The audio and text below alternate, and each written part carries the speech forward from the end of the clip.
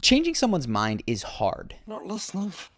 I'm not listening. Part of the problem is that we often trigger one another's emotional defenses before the content of our arguments can be evaluated. And that is why in this video, I want to give you 5 do's and don'ts to actually change someone's minds who may vehemently disagree with you. And we will be using Steven Crowder's Change My Mind segment to do it. 2 caveats before we begin. First, I will only be showing Steven for the examples of behavior that I'm referring to. He's had guests who have illustrated both the do's and the don'ts, but he's the face, so he is the one that I will be using. Second, this has nothing to do with who is right, either morally or logically. Sound logic is, of course, important, especially when it comes to forming your own beliefs, but this video focuses on the interpersonal guidelines so that you can learn to communicate more productively. So, our first point is that when it comes to persuasion, you are best served to go slow. Just about anything that gives you and the other person a rest from a barrage of point-counterpoint can do the trick. Steven has an opportunity built into the beginning of his segment where he explains what's about to happen. This is designed to be a discussion that hopefully opens a civil dialogue. I believe in searching for the truth. My presupposition is that there are 2 genders, and if you would like to change my mind on that, you're more than welcome. But Steven also catches when people are making points that aren't responding to one another, and he often suggests that people cause to catch up to one another. Can I ask you a question? Sure. I want to make, because and I appreciate you taking the time, and I appreciate you being civil. I think we're maybe missing each other here. Can you explain to me, someone crosses the, let's say, Mexican-American border, right? Mm-hmm. You can do the same thing if you're ever feeling lost in an argument, or if it ever looks like the person that you're talking to isn't quite understanding the point that you're trying to make. What is far less effective from a persuasion standpoint is going quickly. Now, from a logical perspective, this may sound counterintuitive. After all, if you know that your point requires 4 supporting pillars, you may be tempted to get them all out there ASAP so that you can save time and wrap the discussion up. But this is actually counterproductive, because when people are offered information that clashes with their belief systems, they'll often disagree reflexively if they aren't given time to integrate the new information. This leads us to our second point, which is a particular form of slowing down that is the most important piece of changing someone's mind, and that is building rapport. Because if someone doesn't like you, the odds that you change their mind approach 0. And then we see Steven build rapport in a number of ways that to a logician might seem entirely useless. For instance, in those situations where you might know just a little about someone, establishing the basics of their life can be essential. Now let me ask you this. You said you come from your first-generation immigrant family. Yes, I am. So could you tell me a little bit about your family and your parents? Similarly, if you have something positive to say, you don't need to hold back because you're in an argument. In fact, it's best to let those compliments fly. Dig the shoes. Okay. Also incredibly useful is establishing commonalities. It might seem silly, but sharing a hobby, an acquaintance, or a location that you've lived in immediately makes people feel that you are like them, which makes them view your position with less suspicion. I grew up in Longview, East Texas. I have an in-law from Longview, actually. Longview, you would go to Tyler, right? Yeah, Is that where they yeah. had the big escalator? Yeah. Yeah, okay. To be clear, rapport building is not something that should be done simply at the beginning of an interaction and then cast aside in favor of syllogisms. Especially when things get heated, it is important to allow the flow of argument to break. This communicates that the relationship is more important than who is right. Watch Steven break after 10 minutes of discussion in this next clip. Very welcoming people. Yeah. Very welcoming. Food was a big thing. Yeah, you know, we would was sit huge. and I learned the squishy bread, all that stuff. Injera, yes. I didn't like it at first. The texture was a little weird. You have to dip with the sauce. Right. Now, the opposite of building rapport is breaking rapport. And while it might sound obvious, you don't want to do this if your goal is to persuade the person with whom you're talking. Yes, breaking rapport can get a crowd behind you, and that's partially why Christopher Hitchens' Hitch Slap compilations have become so popular. You give me the awful impression, I hate to have to say it, of someone who hasn't read any of the arguments against your position ever. If it's of interest, we can cover the insult argument in the future, but for the purposes of this video, we won't dive any deeper because those hitch slaps don't change the mind of the person with whom you are speaking. Similarly, these insults do not work when it comes to changing someone's mind, so don't do stuff like this. Who are you arguing with? You're Don Quixote fighting windmills, man. If you're I know you like to sound really intelligent by speaking in paragraphs. One thing, you've misused words several times. And if someone were to call you on it and be as rude as you are, you might look what you might refer to as stupid. Okay, so you're using it in an insulting way. You could say that. Okay. A little bit of banter. A little bit of, yeah. Well, we don't call that friendly banter generally. Okay. We call that being a dick.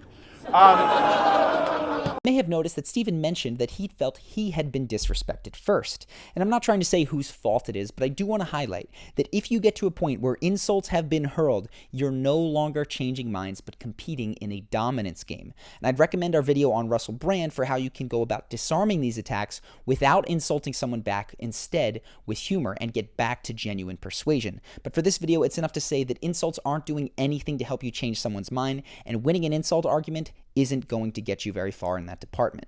Now, as the conversation moves along, inevitably you run into areas where you're going to disagree. That's kind of the point of these types of arguments. And the instinct here is to fact check or push back at every single opportunity. In fact, that's what many of the people who sit down with Stephen do. They immediately disagree, despite knowing only a 3 to 5 word summary of Stephen's position. A better strategy is to resist the urge to point fight and instead wait until you deeply understand the other person's position before you begin to disagree. Concretely, you should attempt to concisely summarize how the other person feels, like you see Stephen do here. So you're saying that sex and gender are very different? Yes. Okay, I understand. So that's your premise. So retransformation of society based on, from what I'm hearing from you, unless I'm mistaken, abstracts. I haven't heard a number. I haven't heard what defines male or female. Yes. Only how people feel. And to me, that's not very convincing or conducive toward a productive society. Umbilical cord Okay. to fend. So I want to make sure that I'm understanding your reasoning for why it is a baby outside versus inside the womb, even though it's the same age. You are saying that location, and that determines whether it's a human life, because, in fact, when it's inside the womb, it is not a separate human being, it is a part of the mother. Yes. Okay. I've not misrepresented you there, I understand you correctly. Yeah. Okay. Not only does this technique prevent you from wasting time debating positions your partner doesn't even hold, but it satisfies a core emotional need for anyone who might change their mind, and that is to feel that they've been personally validated. Repeating their position back to them, asking for clarification, that is an effective way to do that. For illustration of how the opposite can hamper discussion, watch the student's face here when Stephen tells him he leans left politically, even when that student has previously said that he doesn't. I would argue no, and I think that's because, again, this is more of a leftist view. I know you said you're not really liberal, but I can tell you by your worldview in economics that you do lean more left because you're seeing it as a zero-sum game. Wealthy people can't get wealthy off of the backs of poor people if they make them more poor. So if you find someone verbally or visibly disagreeing with your characterization of their stance, pause and clarify. If you don't, it won't matter how many points you score, you're not going to change their mind. Similarly, when it comes time to share your own perspective, no matter how certain you may be, it is usually best not to state your beliefs as objective truths. Instead, use language that makes clear you're speaking from your individual perception of reality, like here. Based on, from what I'm hearing from you, unless I'm mistaken, abstracts. I haven't heard a number. I haven't heard what defines male or female. Yes. Only how people feel. And to me, that's not very convincing or conducive toward a productive society. Seemed pretty upset. I would say that you were shouting, but I guess you don't see it that way. And that's okay, by the way. Okay. I don't begrudge you. What is it that you wanted to clarify for me? Great phrases for this can include the way that I see things, or unless I'm wrong, or according to the studies that I've read.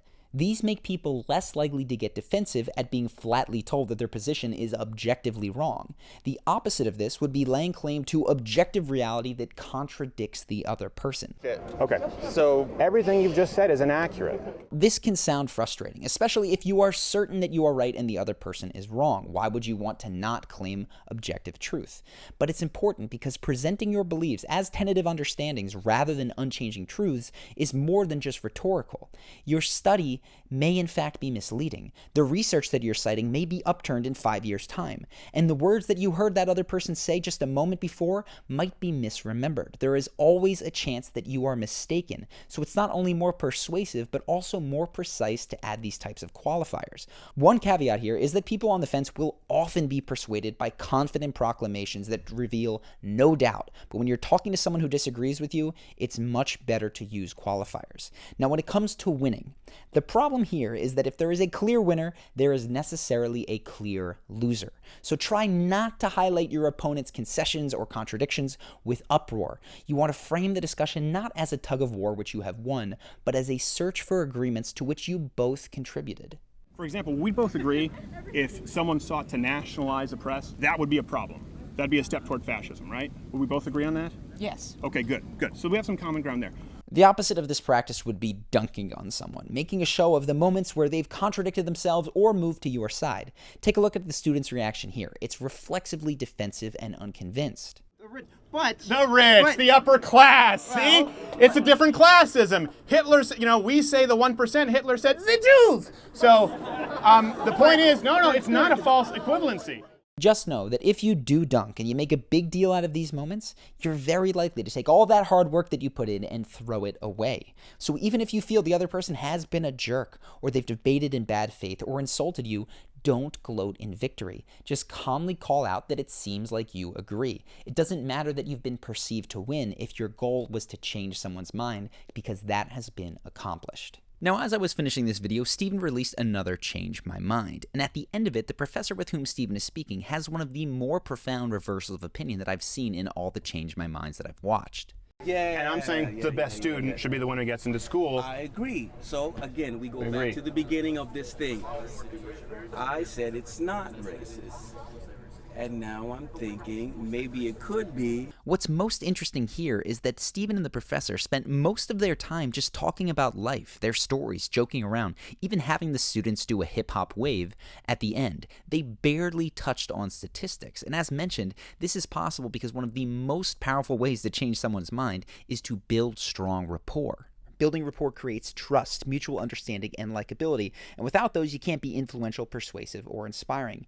And this goes beyond just debating, whether you're asking for a raise, selling a product, trying to land a date, or leading a team. Your success heavily depends on how well you can build rapport. And if you want the ability to quickly build rapport with just about anyone that you want, you should definitely check out Charisma University.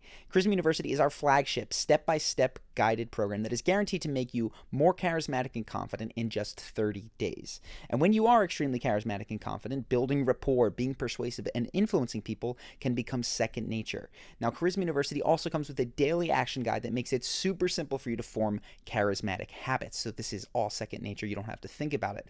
All that you have to do is follow the guide and you will get the results. Now, we've had thousands of people go through this program and get life-changing outcomes, and this is what some of the members have to say. So the first one comes from a guy who got promoted to a senior position very early in his career. And he says, I don't even have a bachelor diploma, yet they want me to fill this position. And when I asked why this was the answer, they said, you have great social skills, which is rare for an engineer. You can think quick on your feet, and you are open and self-assured in your demeanor. Thank you so much for all that you have taught me. You have truly changed my life, because without Charisma University, I wouldn't have qualified for that position in a million lifetimes. Now, this next member writes, thank you so much for creating Charisma University. This is a game changer that changed how I approach my boss, my peers, and strangers. It gave me the guts to stand up for myself and others, start a business, and engage others. Even after the 30-day program, I still feel like there's so much track to run on, and I'm just getting started. And now this last member for today says, I've always been bad at expressing myself in situations that weren't one-on-one. Even one-on-one, I'd struggle to make connections half the time. But after Charisma University, I am way more confident in saying what I think and feel, even in bigger group settings. I feel much more happy all the time. I was even able to talk to a woman that I've had a crush on for a year and make a great first impression. Overall, I love this course, and I keep coming back to it whenever I need a refresher. Thank you so much for making it. Now, this is just the tip of the iceberg. You can see many more success stories like these in our course comments if you do decide to join. Now, Charisma University also comes with a 60-day money-back guarantee, which is 100% for any reason whatsoever, and it's 60 days even though the course is only 30, so that you can go through risking absolutely nothing if you decide to join. And that means you either become a more charismatic and confident version of yourself in 30 days, or if you're not satisfied, you can of course get every single penny back. So go ahead, click on the link on your screen or the link in the description to find out more about Charisma University if that is appealing to you. Also, with New Year's coming up, this can be one of the best resolutions that you ever make. Anyway, I hope that you've liked today's video. I wish you a Happy New Year in advance, and as always, I look forward to seeing you in the next one.